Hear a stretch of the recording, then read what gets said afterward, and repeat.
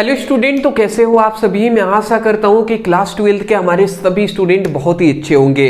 फिलहाल आप सभी की डिमांड पर हम ये वीडियो लेकर आ रहे हैं, क्योंकि आप सभी से हमने पूछा हुआ था व्हाट्सएप ग्रुप में भी और टेलीग्राम ग्रुप में भी कि आप सभी किस टॉपिक पर वीडियो चाहते हैं, जो हमने सफलता बैच लॉन्च किया हुआ है बिल्कुल फ्री में। तो हमने आपकी फिजिक्स की भी सभी परिभाषाओं को करा दिए हैं और आपके नियम को हम करा रहे हैं। तो अधिकतर स्टूडेंटों ने कहा कि सर नियम जो है पहले फिजिक्स का वो करा दीजिए, फिर आप केमिस्ट्री की भी परिभाषा को, नियम को, सिद्धांत को सब आप कराइएगा। तो बिल्कुल हम लेकर हाजिर हैं कि आपके बोर्ड एग्जाम 2026 के लिए 5 सबसे महत्वपूर्ण नियम जो आपके बोर्ड एग्जाम में कंसिस्टेंट पूछे जाते हैं। मैं आपको ज्यादा कुछ नहीं कहूंगा, सबूत के साथ मैं यहाँ पे कह रहा हूं कि ये देख सकते हैं कंसिस्टेंट ये क्वेश्चन पूछे गए हैं। तो मैं सीधी सी बात करूंगा, सिर्फ इतना ही कहूंगा कि जितने स्टूडेंट सीरियस हैं, जो चाहते हैं कि अपने बोर्ड एग्जाम में एक अच्छा नंबर स्कोर करना, कोई भी प्रश्न छूटे नहीं बल्कि वो सभी प्रश्नों को सॉल्व करके आए, तो वो इस वीडियो को अंत तक देखेंगे। चलिए जी, तो पहला अपने इंपॉर्टेंट नियम से हम स्टार्ट करते हैं, जो है फैराडे के वैद्युत चुंबकीय प्रेरण संबंधित नियम। अब बताइए, ये आपने नियम जानते नहीं है जी, ये कितना ज्यादा इंपॉर्टेंट है। मतलब मैं ये कह सकता हूं कि मोस्ट इंपॉर्टेंट ये नियम है। तो चलिए सबसे पहले इसी से हम स्टार्ट करते हैं। और यहां पे क्या बातें हमसे कहा गया, हमसे यहां पे कहा गया फैराडे के वैद्युत चुंबकीय प्रेरण संबंधित नियम लिखिए। ठीक है ना, ये ज्यादा बड़ा तो नहीं हो गया ना, मैं एक बार देख लूं, बस ये साइड का दिखाई दे रहा है ना। ठीक है ठीक है ठीक है ठीक है। तो यहाँ पे फैराडे के वैद्युत चुंबकीय प्रेरण संबंधित नियम क्या है, तो समझ लेते हैं। फैराडे ने वैद्युत चुंबकीय प्रेरण संबंधित 2 नियम दिए हैं। मतलब एक फैराडे नामक वैज्ञानिक थे, उन्होंने ये नियम दिए हैं और इसका 2 नियम है। कौन कौन सा नियम है, एक है प्रथम नियम और एक हमारा है द्वितीय नियम। अब प्रथम नियम क्या होता है, प्रथम नियम तो जब किसी कुंडली और चुंबक के बीच आपेक्षिक गति होता है तो चुंबकीय फ्लक्सों की संख्या में परिवर्तन होता है, जिसके कारण कुंडली में एक प्रेरित विद्युत वाहक बल उत्पन्न होता है, जिसे हम प्रेरित धारा कहते हैं। सिंपल सी बात यहां पे यही कहा गया। नहीं समझ में आया, हम आपको समझा देते हैं। देखिए, सॉरी थोड़ी सी सर्दी हो गई है हमें, अब क्या ही कर सकते हैं, ये तो प्राकृतिक है, इसको कुछ कह नहीं सकते हम।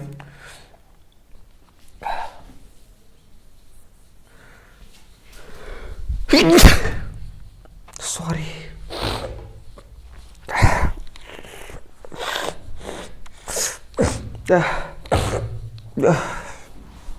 माफी चाहूंगा, आप सभी को डिस्टर्ब हो रहा होगा। ठीक है, तो सबसे पहले एक फिगर हम बनाएंगे ना, तो आपको ये नियम, पहला नियम याद हो जाएगा। ठीक है,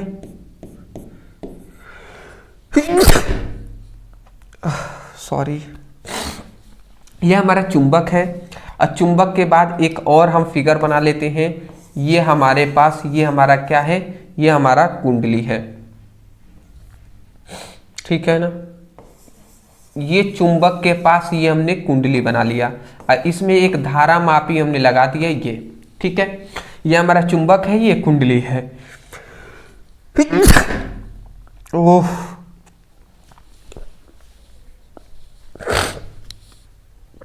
परेशान हो गए हैं। आप भी सोच रहे होंगे सर क्या ही कहे, तबीयत आपका खराब है क्या, आप भी सोच रहे होंगे। क्या करें दोस्त, हो सकता है ये वीडियो छोड़कर बहुत सारे स्टूडेंट बस इसीलिए चले जाएंगे कि सर क्या कुछ पढ़ा नहीं रहे हैं। बट क्या करें, हम मजबूर हैं, अभी थोड़ा सा हो जाता है कभी कभी। अब सर्दी ऐसी चीज़ है ना, बार बार खांसी और सर्दी ये बार बार आती रहती है, चाहे आपका मन करे या ना करे। तो मैं इतना कहूँगा, आपके पास पेशेंस है, थोड़ा सा धैर्य है, धैर्य बना के रखिएगा। हम आपसे प्रॉमिस करते हैं याद कराएंगे, इसी वीडियो में याद कराएंगे। तो आप क्या कहेंगे, प्रथम नियम क्या बताया गया, तो जब ये मान लेते हैं ये चुंबक है और ये हमारा क्या है, कुंडली है, तो हम ये कह रहे हैं कि जब चुंबक और कुंडली के बीच क्या होता है, आपेक्षिक गति होता है। इन दोनों के बीच कौन सी गति होता है, आपेक्षिक गति। तो जब चुंबक और कुंडली के बीच आपेक्षिक गति होता है तो सॉरी तो यहां पे क्या होता है, चुंबकीय फ्लक्सों की संख्या में परिवर्तन होता है। चुंबकीय फ्लक्सों की संख्या में क्या होता है, परिवर्तन होता है। जैसे ही चुंबकीय फ्लक्सों की संख्या में परिवर्तन होगा, इस कुंडली में एक प्रेरित विद्युत वाहक बल उत्पन्न होगा। प्रेरित विद्युत वाहक बल उत्पन्न होगा और इसी प्रेरित विद्युत वाहक बल को हम क्या कहते हैं, प्रेरित धारा कहते हैं। अर्थात हम कह सकते हैं प्रेरित धारा I उत्पन्न होता है। ठीक है, सॉरी। तो ये बात आप समझ गए ना। अब मैं फोकस यहीं पे करूंगा, चाहे आए सर्दी आए छींक आए कोई भी आए, भैया हम पढ़ाएंगे जी। तो देखिए यहाँ पे बात हमने क्या कहा, परिभाषा याद करना है, पहला नियम।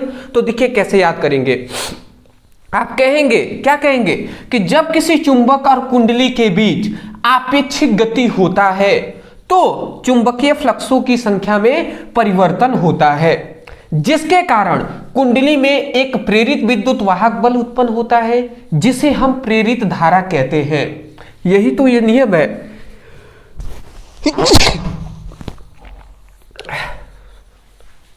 तो देख लीजिए, यही लिखा गया है, जब किसी चुंबक और कुंडली के बीच आपेक्षिक गति होता है तो चुंबकीय फ्लक्सों की संख्या में परिवर्तन होता है। जब किसी चुंबक और कुंडली के बीच आपेक्षीय गति होता है तो चुंबकीय फ्लक्सों की संख्या में परिवर्तन होता है, जिसके कारण कुंडली में एक प्रेरित विद्युत वाहक बल उत्पन्न होता है। जिसके कारण कुंडली में प्रेरित विद्युत वाहक बल उत्पन्न होता है, अतः हम कह सकते हैं प्रेरित धारा उत्पन्न होता है। एक बात हम बता दें, प्रेरित विद्युत वाहक बल जो होता है ना, वो वास्तव में प्रेरित धारा ही होता है। ठीक है ना, तो यही तो बात कहा गया। पहला लिखने के बाद ये फिगर आप बना लेंगे। मैं एक आपसे रिक्वेस्ट करूंगा, हाथ जोड़कर मैं निवेदन आप सभी से करूंगा कि देखिए तबीयत जो चीजें हैं इसका मजाक आप ना ही ले तो सही रहेगा, क्योंकि देखिए ये अपने ऊपर, आपके ऊपर नहीं है, किसका तबीयत कब खराब हो जाए ये कोई नहीं जानता। मैं भी मजबूर हूँ, तभी आपको मतलब मेरी तबीयत थोड़ी सा सर्दी हुआ है, फिर भी हम आपके लिए पढ़ा रहे हैं। कल जानते ही आप वीडियो नहीं आ पाया, फिर भी हमने सोचा नहीं आज कैसे भी वीडियो लाएंगे, और आप सभी का डिमांड था नियम पर तो हम लाए हैं। तो कोशिश हमारा ये रहता है हमेशा कि आपको जो नियम हम समझाएं वो याद हो जाए, जो टॉपिक हम समझाएं याद हो जाए। तो पहले आपको लाइन ये याद हो गया ना, ये फिगर बना लीजिएगा। अब दूसरा नियम हमसे क्या बताया गया, दूसरा नियम में हमें यह बताया गया कि इस नियम के अनुसार चुंबकीय फ्लक्सों की संख्या में परिवर्तन की दर प्रेरित विद्युत वाहक बल के समानुपाती होता है। मतलब यहाँ पे देखिए, चुंबकीय फ्लक्सों की संख्या में परिवर्तन की दर, तो चुंबकीय फ्लक्स को हम डी फाई से लिखते हैं और दर को हम डी टी से लिखते हैं। ये डी हमने लगाया है, डी का मतलब होता है परिवर्तन।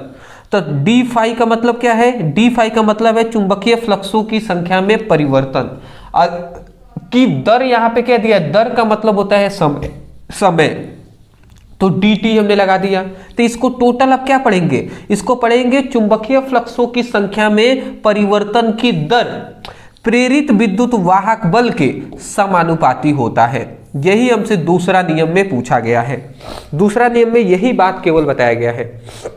क्या बात बताया गया कि द्वितीय नियम के अनुसार चुंबकीय फ्लक्सों की संख्या में परिवर्तन की दर प्रेरित विद्युत वाहक बल के समानुपाती होता है।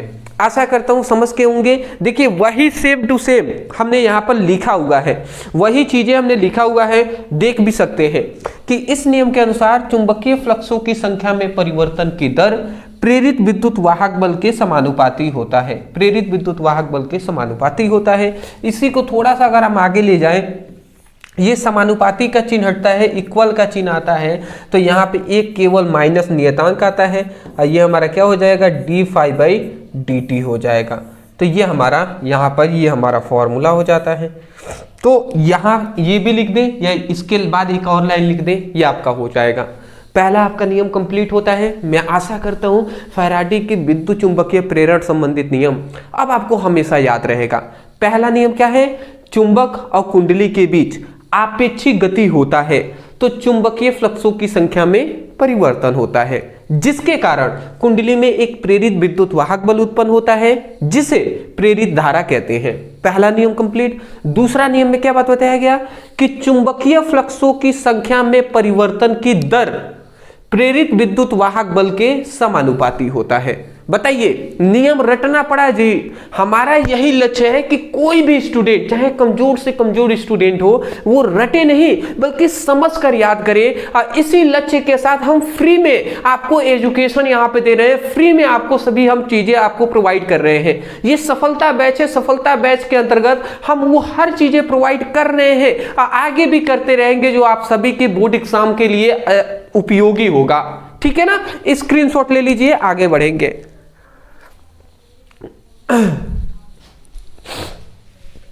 दूसरा हमारा आता है इंपॉर्टेंट नियम, जो बार बार पूछा जाता है, लिंज का नियम लिखिए और क्या यह ऊर्जा संरक्षण के सिद्धांत का उल्लंघन करता है। तो ये दो चीजें हमें बताना है। तो सबसे पहली बात, लिंज का नियम क्या है। अब लेंज का नियम क्या है तो ये समझ लेते हैं। कह रहा है कि लेंज के नियम के अनुसार जब किसी कुंडली में प्रेरित विद्युत वाहक बल की दिशा इस प्रकार हो कि वह उसी कारक का विरोध करता है जिसके कारण वह स्वयं उत्पन्न होता है। देखिए समझिएगा बात को, यहां पे ये एक हमारे पास चुंबक है जिसका ध्रुव है N और S। ठीक है, बात को समझिएगा। यहाँ पे एक कुंडली ले लेते हैं जो कुछ इस प्रकार है। ये हमारे पास एक कुंडली है, ठीक है ना। ये हमारा एक क्या है, ये चुंबक है और ये हमारा क्या है, एक कुंडली है। ठीक है, अब देखिए यहाँ पे ये होता है कि जब किसी चुंबक और ये हमारा कुंडली है, इन दोनों के बीच हम आपेक्षिक गति कराएंगे ना, आपेक्षिक गति कराएंगे। तो देखिए आपेक्षिक गति का मतलब होता है कोई एक स्थिर हो और दूसरा गति करे। जैसे ये स्थिर है और इस चुंबक को हम तेजी से पास लेकर जाते हैं, तो जैसे ही हम तेजी से पास लेकर जाएंगे ना, तो इसमें यहाँ पर एक क्या होता है, इसमें इस कुंडली में एक प्रेरित विद्युत वाहक बल उत्पन्न होता है और उस प्रेरित विद्युत वाहक बल की जो दिशा होता है वो क्या होता है, दक्षिणावर्त दिशा में होता है। मतलब धारा जो बहने की दिशा है वो इस दिशा से इस ओर बहती है। धारा बहने की दिशा हम कह सकते हैं कि दक्षिणावर्त दिशा होता है। कौन सी दिशा, धारा बहने की दिशा जो होती है वो दक्षिणावर्त होता है। यहां पर ही हम लिख दे रहे हैं दक्षिणावर्त दिशा में। तो आपको क्या समझ में आया कि देखिए ये हमारा नॉर्थ है, ये साउथ ध्रुव है। तो जब हम किसी चुंबक और कुंडली के बीच आपेक्षिक गति होता है ना, तो कुंडली में जो प्रेरित विद्युत वाहक बल या हम कह सकते हैं प्रेरित धारा जो उत्पन्न होता है, ठीक है, तो वो देखिए यहाँ पे साउथ ध्रुव टाइप का ही, मतलब साउथ ध्रुव ही उत्पन्न हुआ है। मतलब यहाँ पे देखिए साउथ है तो इसमें भी साउथ ध्रुव उत्पन्न हुआ है। और ठीक ये तो पहला प्रयोग है, ठीक इसमें दूसरा प्रयोग। अगर हम यहाँ पे एक यहाँ पे एक और हम ले लेते हैं कुंडली और ये हम ले लेते हैं एक चुंबक। इसमें जस्ट हम अपोजिट कर देते हैं, इसमें नॉर्थ और इसमें साउथ लिए थे। अब इधर हम साउथ ले लेते हैं और इधर हम नॉर्थ कर लेते हैं और तब हम इन दोनों के बीच आपेक्षिक गति कराते हैं, तेजी से हम पास लेकर आते हैं। तो इसमें क्या उत्पन्न हो जाएगा, इसमें नॉर्थ ध्रुव उत्पन्न हो जाता है। इसमें हमारा क्या उत्पन्न हो जाएगा, इसमें नॉर्थ ध्रुव उत्पन्न हो जाएगा। मतलब इसमें धारा क्लॉकवाइज इस तरीके से घूमेगा, इसमें धारा इस तरीके से घूमेगा, इस तरीके से घूमेगा। ठीक है ना, तो इसमें जो धारा बहता है वो वामावर्त दिशा में बहता है। तो आप ही सोचिए, मैं आपसे कहना चाहूंगा कि देखिए जब इस चुंबक को हम तेजी से पास लेकर जाते हैं ना, तेजी से पास ले जाते हैं तो इसमें साउथ ध्रुव उत्पन्न होता है। हम जानते हैं जब एस ध्रुव है, एस ध्रुव, इन दोनों अगर समान ध्रुव है तो उनके बीच प्रतिकर्षण होता है। प्रतिकर्षण होगा कि नहीं होगा, तो ये भी साउथ ध्रुव है, इसमें भी साउथ ध्रुव उत्पन्न होगा। तो इसका मतलब इन दोनों के बीच प्रतिकर्षण होगा, इन दोनों के बीच प्रतिकर्षण होगा कि नहीं होगा जी। इन दोनों, यहाँ पे नॉर्थ है तो इसमें भी नॉर्थ ध्रुव उत्पन्न हुआ है, तो इनके बीच भी प्रतिकर्षण होगा। प्रतिकर्षण होगा कि नहीं होगा, बिल्कुल होगा। तो यहाँ पे ये कहा जा रहा है कि जब ये चुंबक इस कुंडली के पास जाना चाह रहा है तो ये कुंडली में जैसे ये पास जाता है ना, तो इसमें साउथ ध्रुव उत्पन्न हो जाता है। तो जिसके कारण ये कुंडली कहता है कि बाबू पास, चुंबक को कहता है पास नहीं आना। ऐसे ही जब ये साउथ नॉर्थ वाला भी तेजी से जाता है तो ये कुंडली में नॉर्थ ध्रुव उत्पन्न हो जाता है, जिसके कारण ये कुंडली कहता है कि नहीं, पास नहीं आना।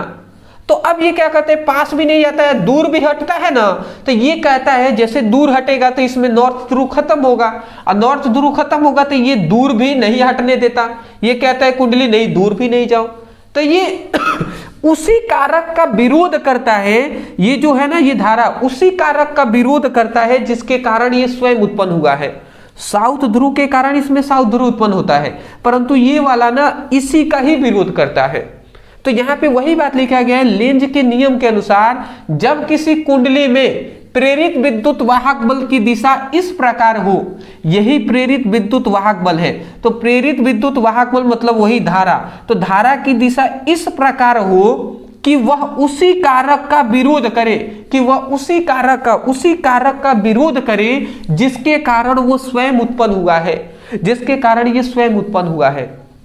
साउथ ध्रुव के कारण ही तो ये उत्पन्न हुआ है ना प्रेरित धारा, ये इसी का विरोध कर रहा है। नॉर्थ ध्रुव के कारण ही तो इसमें धारा, जो प्रेरित धारा उत्पन्न हुआ है, प्रेरित विद्युत वाहक बल, तो ये नॉर्थ के कारण ही तो उत्पन्न हुआ है ना, परंतु ये नॉर्थ वाला इसका विरोध कर रहा है, ना ही पास आने दे रहा है, ना ही दूर हटने दे रहा है। तो ये उसी कारक का विरोध करता है जिसके कारण स्वयं उत्पन्न होता है। तो ये आप नियम लिखकर ये दोनों फिगर आप बना लेंगे। हाँ, एक आवश्यक बात इसमें पूछा गया है, क्या यह ऊर्जा संरक्षण के सिद्धांतों का उल्लंघन करता है? तो नहीं, ये ऊर्जा संरक्षण के सिद्धांतों का पालन करता है। तो यहाँ पे ये लिख लीजिएगा, लेंज का नियम ऊर्जा संरक्षण के नियमों का उल्लंघन नहीं करता है। नहीं करने का मतलब उसका पालन करता है, अनुसरण करता है, मानता है। लेंज के जो ऊर्जा संरक्षण का नियम है इसको मानता है, ना कि उल्लंघन करता है। तो स्क्रीनशॉट ले लीजिए। ये अक्सर स्टूडेंटों को समझ में नहीं आता कि क्या चीजें हैं, तो मैं कहूँगा जब डीप में समझेंगे कुंडली क्या होता है, चुंबक क्या होता है, सभी चीजें, तब आपको और भी डिटेल में समझ में आएगा। बट विशेषकर कुछ ज्यादा बड़ा नहीं है, तो इतना लिखकर ये फिगर आप बना लीजिएगा। ठीक है ना दोस्त? ठीक है जी। अदरवाइज एक आपसे सभी से रिक्वेस्ट रहेगा, वो रिक्वेस्ट क्या है, ये चीजें हैं। तो क्या आप ये कर देंगे? अभी हमने क्लास 11th का स्टडी कराया था, तो क्लास 11th के लिए हमने सब कुछ महत्वपूर्ण सिद्धांत आज बताए हुए हैं। तो क्लास 11th वाले तो हम पढ़ते ही हैं, और मैं आपसे उनसे भी दो ही चीज कहा था, एक चैनल को नए होंगे तो चैनल को, वीडियो को लाइक करके चैनल को सब्सक्राइब करने का।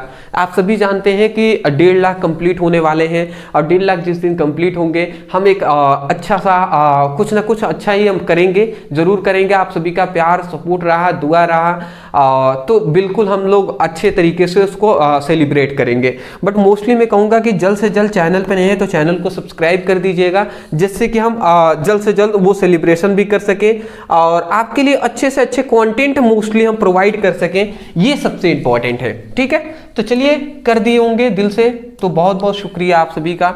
नहीं भी किए जो स्टूडेंट, उनको भी दिल से शुक्रिया।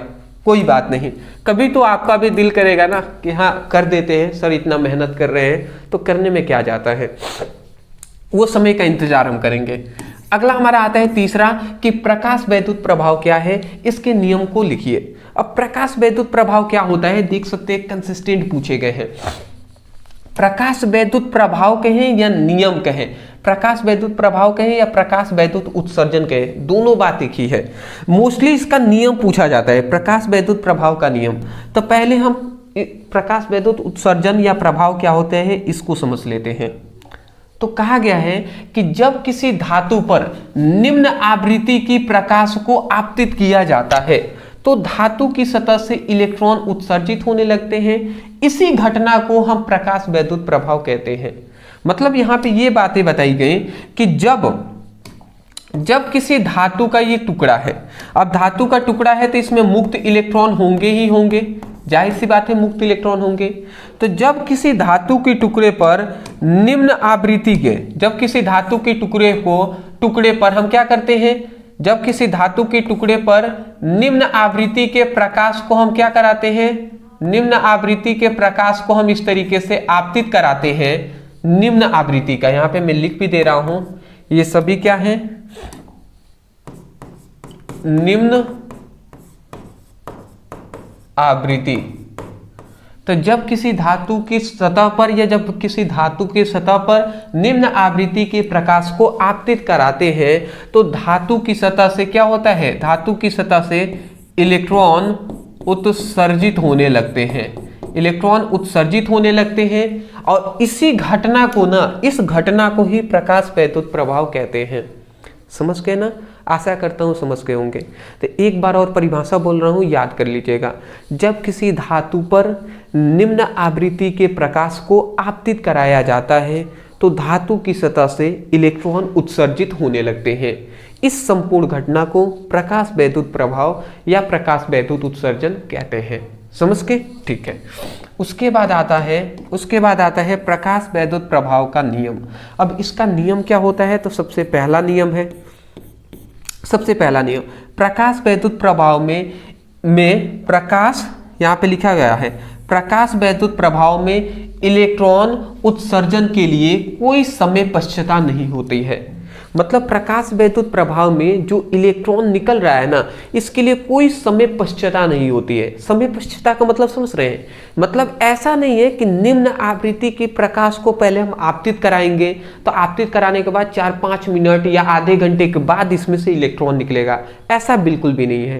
कहने का मतलब यहाँ पे ये है कि जैसे ही निम्न आवृत्ति का प्रकाश धातु की सतह पर पड़ेगा, तुरंत उसी समय इलेक्ट्रॉन निकलना स्टार्ट हो जाएंगे। इसका मतलब कोई भी समय, बीच में कोई समय नहीं लिया, समय पश्चता है ही नहीं, जैसे पड़ा वैसे ही इलेक्ट्रॉन निकलने लगेंगे। तो वही लिखा गया है, प्रकाश वैद्युत प्रभाव में इलेक्ट्रॉन उत्सर्जन के लिए, इलेक्ट्रॉन को बाहर निकलने के लिए कोई समय पश्चता नहीं होती है। ठीक है, पहली बात समझ के होंगे आप। ठीक है, तीसरी बात कहा गया, प्रकाश वैद्युत प्रभाव में उत्सर्जित इलेक्ट्रॉनों की जो संख्या होती है, जो संख्या, जितने इलेक्ट्रॉन निकल रहे हैं उनकी जो संख्या होती है वो प्रकाश की तीव्रता पर निर्भर करती है, आवृत्ति पर नहीं। मतलब प्रकाश कितनी तीव्रता से आ रही है उस पर निर्भर करती है कि कितने इलेक्ट्रॉनों की संख्या निकलेंगी, कितने इलेक्ट्रॉन निकलेंगे। ठीक है, समझ गए आप? ठीक है। अब तीसरा होता है, इसी का जस्ट अपोजिट है। इसमें बताया गया कि प्रकाश वैद्युत प्रभाव में उत्सर्जित इलेक्ट्रॉनों का जो वेग होता है, जो उत्सर्जित इलेक्ट्रॉनों का वेग होता है वो प्रकाश की आवृत्ति पर निर्भर करता है, तीव्रता पर नहीं। समझ रहे हैं? दोनों अपोजिट है। इलेक्ट्रॉनों का जो संख्या है वो तीव्रता पर निर्भर करेगा और इलेक्ट्रॉनों का जो वेग है वो आवृत्ति पर निर्भर करेगा, तीव्रता पर नहीं। समझ गए होंगे आप? ये दोनों अपोजिट है एक दूसरे से, बट कोई नहीं, समझ गए, यही सबसे बड़ी बात है। चौथा इसमें बात कहा गया कि धातु की सतह से इलेक्ट्रॉन उत्सर्जन के लिए एक न्यूनतम आवृत्ति की आवश्यकता होती है, जिसे हम देहली आवृत्ति कहते हैं। यहाँ पे ये देहली आवृत्ति थोड़ा गलत लिखा गया है, इस तरीके से देहली लिख लीजिएगा। ठीक है ना? चलिए, तो मैं आशा करता हूँ समझ गए होंगे। तो जब किसी, यहाँ पे यही बात चौथी लाइन में बोला गया कि जब किसी धातु की सतह से इलेक्ट्रॉन उत्सर्जन के लिए एक न्यूनतम आवृत्ति की आवश्यकता होती है। न्यूनतम, देखिए, एक न्यूनतम, निम्न मतलब होता है न्यूनतम, तो एक न्यूनतम आवृत्ति की आवश्यकता होती है और उसी को ही हम क्या कहते हैं? देहली आवृत्ति कहते हैं। तो मैं आशा करता हूँ ये समझ के होंगे। तो केवल ये हमारा तीसरा इंपॉर्टेंट है, इसको नोट डाउन कर लीजिए। और फिलहाल हम इन सभी के लिए, तो आपको पता ही है कि हमने आप सभी के लिए एक टॉपर बैच के साथ साथ टॉपर नोट्स हमने लॉन्च किया हुआ है। टॉपर बैच तो हमने कंप्लीट करा दिया, सफलता बैच हमने लॉन्च किया है, जो कि आप इस वीडियो में पढ़ रहे हैं। तो ये सफलता बैच ही है, जिसमें हम पूरी फिजिक्स की पहले आपको परिभाषा करा दिए हैं, 50 इंपॉर्टेंट परिभाषा। फिर हमने आपको महत्वपूर्ण नियम को करा रहे हैं इस वीडियो में। जैसे नियम कंप्लीट होगा फिर सिद्धांत कराएंगे, फिर डेरिवेशन कराएंगे, और ऐसे ही केमिस्ट्री की भी तैयारी कराई जाएगी। उसके लिए आप निश्चिंत रहें।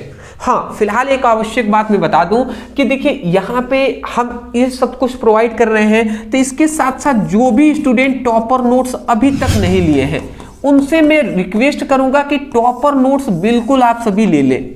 अब आप कहेंगे सर कहाँ मिलेगा, कैसे मिलेगा? तो मैं आपको बता दूं, ये जो टॉपर नोट्स है इसमें आपको पूरी फिजिक्स की और प्लस पूरी केमिस्ट्री का हम आपको पीडीएफ नोट्स प्रोवाइड कर रहे हैं, जो आपके व्हाट्सएप पर सेंड किए जाएंगे।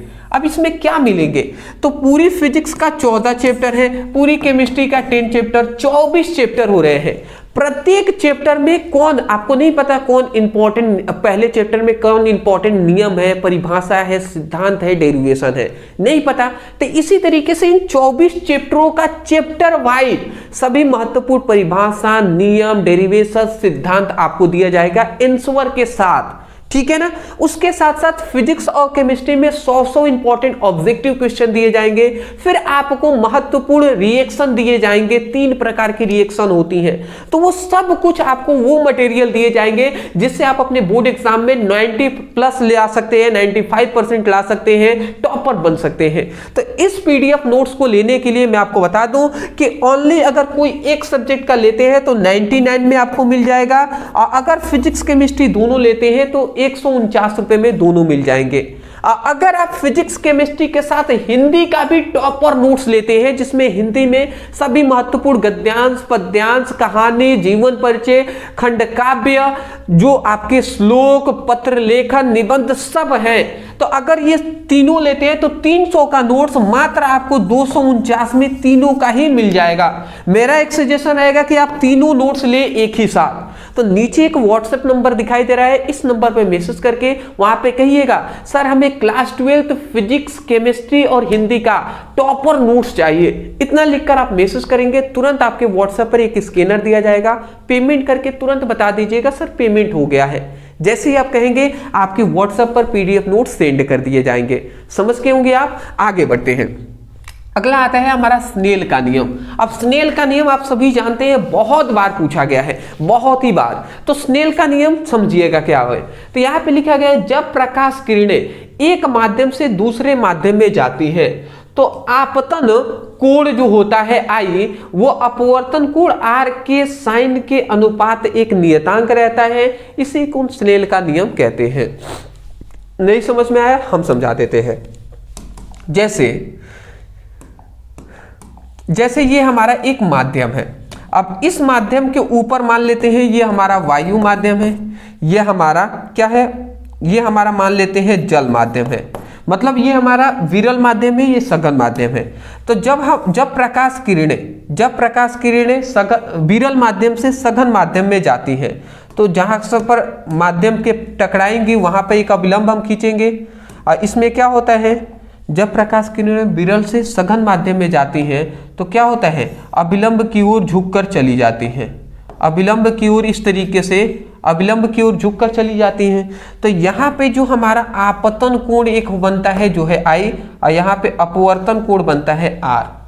तो यहाँ पर हमारा जब आप नियम इसका पढ़ेंगे, प्रकाश के अपवर्तन का नियम पढ़ेंगे, तो इसमें बताया गया है कि जो आपतन कोण आई जो होता है, मतलब यहाँ पे एक फॉर्मूला होता है म्यू इक्वल टू साइन आई बटे साइन आर होता है। एक ये फॉर्मूला होता है जहां पे आई क्या है, आई है आपतन कोण। अगर आप ध्यान से समझे तो आई क्या है, आपतन कोण है। और यहां पे आर क्या है, ये है अपवर्तन कोण है। अपवर्तन कोण है कि नहीं है। तो आई क्या है, आपतन कोण, आर क्या है, अपवर्तन कोण। तो हम यही कह रहे हैं कि जब प्रकाश किरणें एक माध्यम से दूसरे माध्यम में जाती हैं तो आपतन कोण और अपवर्तन कोण के साइन का जो अनुपात होता है वो एक नियतांक होता है, एक नियत होता है, ठीक है ना, एक नियत होता है या एक नियतांक होता है। और इसी को ही हम स्नेल का नियम कहते हैं। एक बार और सुन लीजिए, आप कहेंगे जब प्रकाश किरणें किसी एक माध्यम से दूसरे माध्यम में जाती हैं तो आपतन कोण और अपवर्तन कोण के साइन के अनुपात क्या होता है, अनुपात एक नियत होता है जिसे हम स्नेल का नियम कहते हैं। यही बात लिखा गया है कि जब प्रकाश किरणें एक माध्यम से दूसरे माध्यम में जाती हैं तो आपतन कोण अपवर्तन कोण के साइन का अनुपात एक क्या होता है, एक नियत होता है, नियतांक होता है, जिसे स्नेल का नियम कहते हैं। एक और चीज, ये इतना लिखकर ये आप लिख लीजिएगा फॉर्मूला, ये फिगर बनाने की आवश्यकता नहीं है। मैं आपको बता दूं कि यहाँ पे जो हमारा ये म्यू है ना, ये हमारा इसी को अपवर्तनांक भी कहते हैं, इसी को अपवर्तनांक भी कहते हैं। अपवर्तनांक जो होता है वो एक नियत होता है, नियतांक होता है। तो ये आप लिख लीजिएगा, स्क्रीनशॉट ले लीजिए, बस इतना ही आपको करना है। अच्छी बात है, अच्छी बात है जी। नेक्स्ट हमारा जो आता है, नेक्स्ट हमारा आता है ब्रूस्टर का नियम।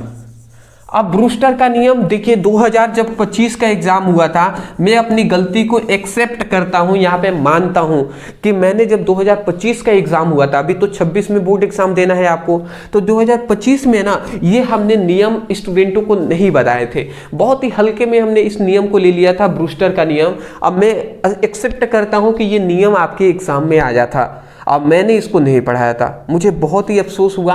तो फिलहाल इस बार में हम वो गलती नहीं करना चाहते और ना ही हम करेंगे। तो ब्रूस्टर का नियम हम इस वीडियो में पढ़ा भी दे रहे हैं और याद भी कर लीजिएगा। क्या लिखा गया है कि जब अध्रुवित प्रकाश किरणें किसी पारदर्शी माध्यम की सतह पर एक विशेष कोण पर आपतित होती हैं तो परावर्तित प्रकाश किरणें ध्रुवित हो जाती हैं। उस विशेष कोण को ब्रूस्टर कोण कहते हैं और इस घटना को ब्रूस्टर का नियम कहते हैं। देखिए, दो चीजें आपसे पूछा जाता है, एक तो ब्रूस्टर कोण पूछा जाता है, तो अगर आपसे ब्रूस्टर कोण का परिभाषा पूछे तो भी यहां से लेकर यहां तक लिखिएगा, अगर ब्रूस्टर का नियम पूछते तो यहां से लेकर यहां तक लिख देंगे, कोई कंफ्यूजन नहीं है ना। ठीक है, अच्छी बात है। तो अब हम समझ लेते हैं कि इसमें क्या बातें बताई गई। तो यहां पे ये कहा जा रहा है, ध्यान से आप समझेंगे, ये हमारे पास एक पारदर्शी माध्यम है, ठीक है ना। पारदर्शी माध्यम का मतलब जिससे प्रकाश किरणें आर पार निकल जाती हैं, उसी को पारदर्शी माध्यम कहते हैं। तो ये एक पारदर्शी माध्यम है। पारदर्शी माध्यम का मतलब मान लेते हैं ऊपर है वायु माध्यम और नीचे है जल माध्यम, ये एक पारदर्शी माध्यम हो गया। तो जब क्या होता है, मान लेते हैं ये जल का सतह है, ठीक है ना। तो जब प्रकाश किरणें किसी एक माध्यम से, ठीक है ना, जब अध्रुवित प्रकाश किरणें, अध्रुवित मतलब जो हमारा प्रकाश किरणों को अलग ना किया जा सके वही अध्रुवित होती हैं। तो जब कोई अध्रुवित प्रकाश किरणें क्या होती है, किसी पारदर्शी माध्यम से क्या होती हैं, जबकि अध्रुवित प्रकाश किरणें किसी पारदर्शी माध्यम से टकराती हैं, ठीक है ना। जब कोई प्रकाश किरणें किसी पारदर्शी माध्यम से टकराएंगी तो क्या होगा, तो यहाँ पे ये होगा, देखिए यहाँ पे लिखा गया है, जब अध्रुवित प्रकाश किरणें किसी पारदर्शी सतह पर विशेष कोण पर आपतित होती है। तो देखिए एक कोण बनाकर ही तो यहाँ पे आपतित हो रही है ना।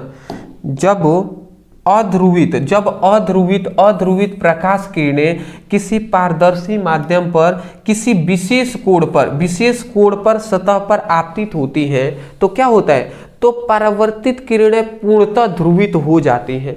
तो ये जो परावर्तित किरणें हैं ये क्या हो जाती है, ध्रुवित हो जाती हैं। तो परावर्तित किरणें ध्रुवित हो जाती हैं। वास्तव में ध्रुवित कैसी होती है हम आपको बता रहे हैं। जब प्रकाश किरणें विरल माध्यम से सघन माध्यम में जाती हैं तो वास्तव में क्या होना चाहिए, ये अभिलंब की ओर झुक जाना चाहिए। ये अभी हमने बताया है कि अभिलंब की ओर झुक जाती हैं। परंतु हम ये भी जानते हैं कि कोई भी प्रकाश किरणें 100% क्या होती हैं, अपवर्तित नहीं होंगी, बल्कि इसमें से कुछ मतलब 99% तो क्या होंगी, अपवर्तित हो जाएंगी, परंतु 1% प्रकाश किरणें परावर्तित भी होंगी।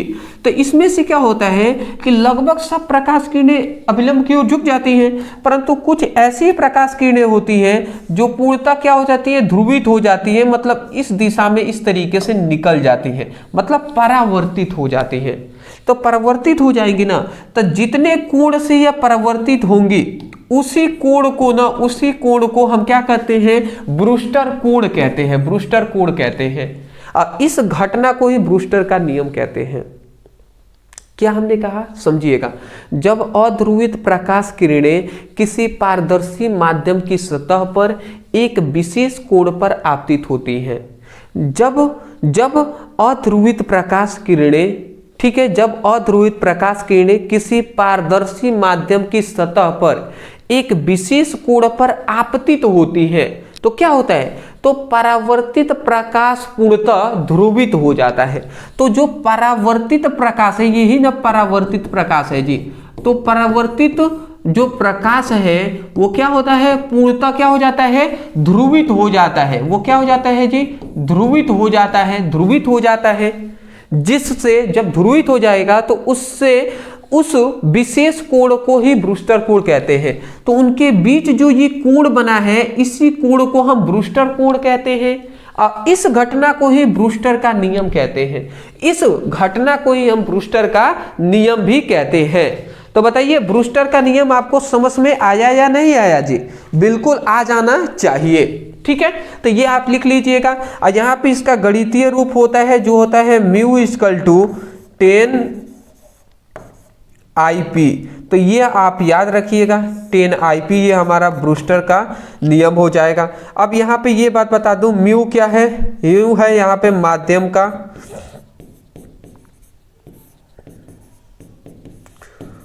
अपवर्तनांक। म्यू क्या है? म्यू है माध्यम का अपवर्तनांक। और यहाँ पे आई क्या है? IP क्या है? ब्रूस्टर कोण है, ब्रूस्टर कोण है, ठीक है। तो ये आप चीजें याद रखिएगा, ठीक है ना। तो ये आपको सब चीजें याद होना चाहिए। मैं आशा करता हूं कि आपको ये नियम पांचों याद हो गए होंगे। चलिए आज के लिए इतना ही हम रहने देते हैं। मैं इतना कहूंगा जितना हम आपको तैयारी करा रहे हैं उतना आप पर डे तैयार करें। जरूरी नहीं कि आपको हम 50 क्वेश्चन बता दें और 50 क्वेश्चन आप तैयार ना करें, वो अच्छा नहीं है। हम 5 ही क्वेश्चन कराएं, पांचों आप तैयार कर लें और उसके बाद नेक्स्ट डे आप आए, ये सबसे बड़ी बात होनी चाहिए। तो आशा करता हूं आप ऐसा ही करेंगे, इन सभी क्वेश्चन को तैयार करेंगे। अदरवाइज 2-3 चीजें हैं मैं आपको बता दूं, व्हाट्सएप ग्रुप और टेलीग्राम ग्रुप में ज्वाइन नहीं है अभी तक तो लिंक डिस्क्रिप्शन बॉक्स में है, ज्वाइन हो जाइए। दूसरी बात, अभी तक आपने फिजिक्स में महत्वपूर्ण परिभाषा को नहीं देखे हैं तो वो भी आप ज्वाइन हो जाएंगे, जाकर लिंक डिस्क्रिप्शन बॉक्स में है परिभाषा का, वो देख लीजिए, ठीक है ना। थैंक यू सो मच हमारी इतनी ज़्यादा वीडियो देखने के लिए, पसंद करने के लिए। आगे आपको महत्वपूर्ण सिद्धांत पर वीडियो चाहिए तो वो आप हमें कमेंट सेक्शन में ज़रूर बताइएगा, या आगे आपको किस टॉपिक पर वीडियो चाहिए आप हमें सजेशन ज़रूर दीजिएगा व्हाट्सएप नीचे जो हम कमेंट सेक्शन में, ठीक है, इतना जरूर करेंगे। अभी तक आपने टॉपर नोट्स नहीं लिए हैं तो नीचे नंबर है, आप मैसेज करके इस टॉपर नोट्स को जरूर ले लें। थैंक यू सो मच इतना प्यार और सपोर्ट दिखाने के लिए, दिल से आप सभी को शुक्रिया।